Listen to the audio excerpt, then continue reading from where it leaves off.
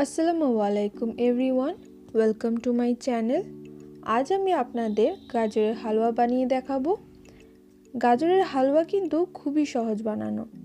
গাজরকে কেটে বেটে আবার গ্রেট করে বিভিন্নভাবে এই হালুয়া কিন্তু রান্না করা যায়, কিন্তু আমার মনে হয় গ্রেট করে বানালে খেতে বেশি টেস্টি হয়। এভাবে আমার মতো করে একবার বানিয়ে দেখবেন, আশা করি আপনাদেরও খুব ভালো লাগবে। ভিডিওটি শেষ পর্যন্ত দেখার অনুরোধ রইল।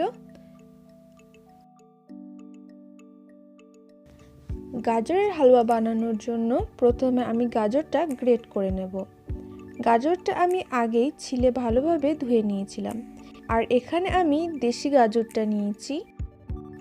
এভাবে সাবধানে গ্রেট করে নেব।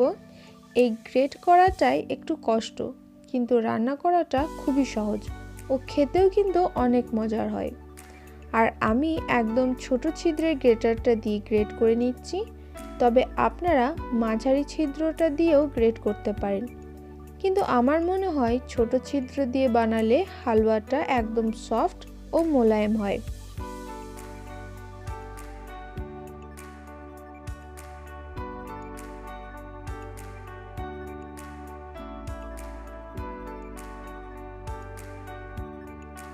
এভাবেই আমি সবগুলো গ্রেট করে নিয়েছি।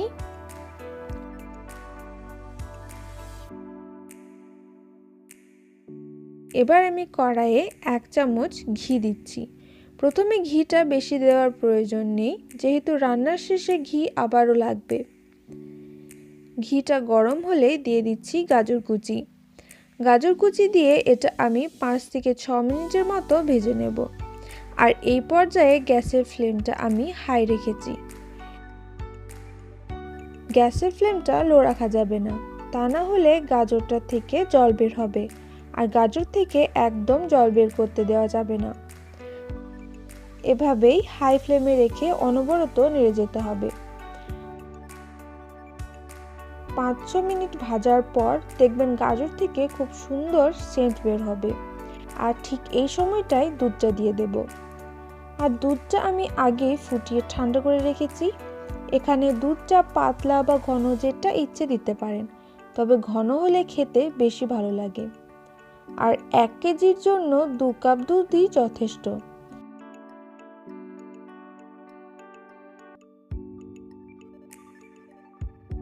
এবার এতে দিয়ে দিচ্ছি হাফ কাপ চিনি। চিনিটা আপনারা আপনাদের স্বাদ অনুযায়ী নেবেন।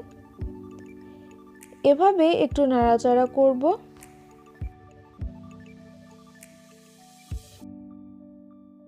দুধটা একটু টেনে এলে এতে দিচ্ছি হাফ কাপ গুঁড়ো দুধ। এই দুধের পরিমাণটা যত বেশি দিতে পারবেন খেতেও কিন্তু ততই ভালো লাগবে। দুধটা অল্প অল্প করে দেবেন অথবা ছিটিয়ে দেবেন, যেন দলা না পেকে যায়। গ্যাসের ফ্লেমটা কিন্তু এখনো মিডিয়াম টু হাই আছে।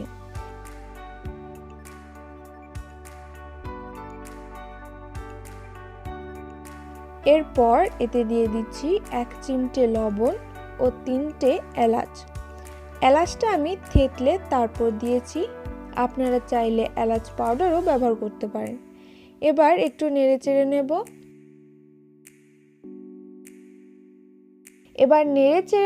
যতক্ষণ না হালুয়াটা একটু ঘন হয়ে যায়।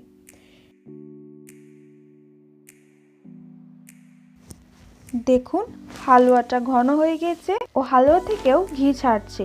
এই পর্যায়ে আরো কিছুটা ঘি দিয়ে দেব। এবার একটু নেড়ে চেড়ে দিয়ে দিচ্ছি কিছু বাদাম কুচি। এবার হালকা হাতে 10 সেকেন্ডের মতো নেড়ে নামিয়ে নেব। খুব বেশিক্ষণ নাড়াচাড়া করলে কিন্তু ঘিয়ের ফ্লেভারটা চলে যাবে। এই তো তৈরি হয়ে গেল আমাদের গাজরের হালুয়া। আপনারা চাইলে এটা গরম গরম পরিবেশন করতে পারেন, আবার ফ্রিজে রেখে ঠান্ডা ঠান্ডাও খেতে পারেন। দেখলেন তো কত সহজ। বাড়িতে এভাবে একবার বানিয়ে দেখবেন, আশা করি আপনাদেরও ভালো লাগবে। এরকম নিত্য নতুন রেসিপি পাওয়ার জন্য আমার চ্যানেলটিকে সাবস্ক্রাইব করে নেবেন ও রেসিপিটি কেমন লেগেছে আমাকে কমেন্ট করে অবশ্যই জানাবেন। ভিডিওটি শেষ পর্যন্ত দেখার জন্য অসংখ্য ধন্যবাদ। অনেক অনেক ভালো থাকবেন, সুস্থ থাকবেন। আল্লাহ হাফেজ।